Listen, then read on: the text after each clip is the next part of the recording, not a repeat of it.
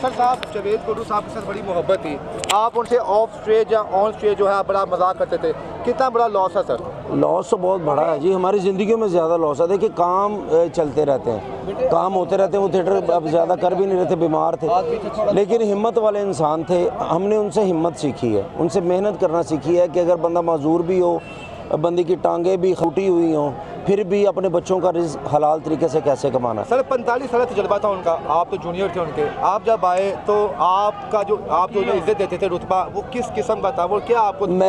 वो मेरे दोस्त बन के रहते थे मेरे साथ। मैं जब नया नया आया तो मेरे पास ही ना, घर कम जाते थे, मेरे पास ज़्यादा रहते थे, तो हमारा उनके साथ मजाक था। वो कभी सीनियर बने ही नहीं, ना कभी गुस्सा मैंने उनका देखा, कभी मैं छेड़ता रहता था उनको, मजाक करता रहता था।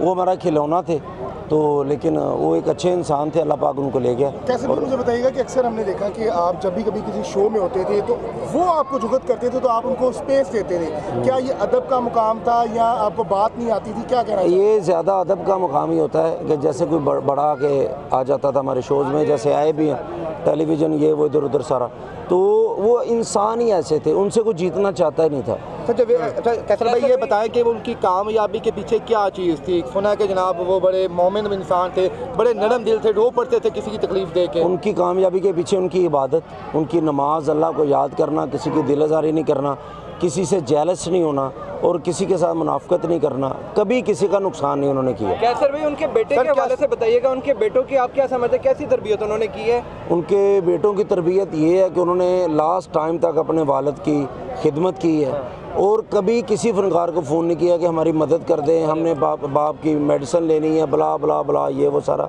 तो वो बड़े सफ़ेद पोश और उतने ही अच्छे उनका सलमान बेटा भी, तैयब भी, तो बहुत ग्रेट हैं वो। कैसर भी क्या समझते हैं कि कहीं ना कहीं उनको नज़रअंदाज किया गया है फनकार बरादरी की जानिब या थिएटर की जानिब से? क्या किया? उनको नज़रअंदाज किया गया है? नहीं, कभी नहीं, उनको नहीं किया गया। कैसर भाई आखिर जब आपको खबर मिली तो क्या रिएक्शन था? बस ये कुछ नहीं, वो ज़मीन पाँव अभी तक शेरा से मुलाकात हुई आपकी? हाँ हुई है।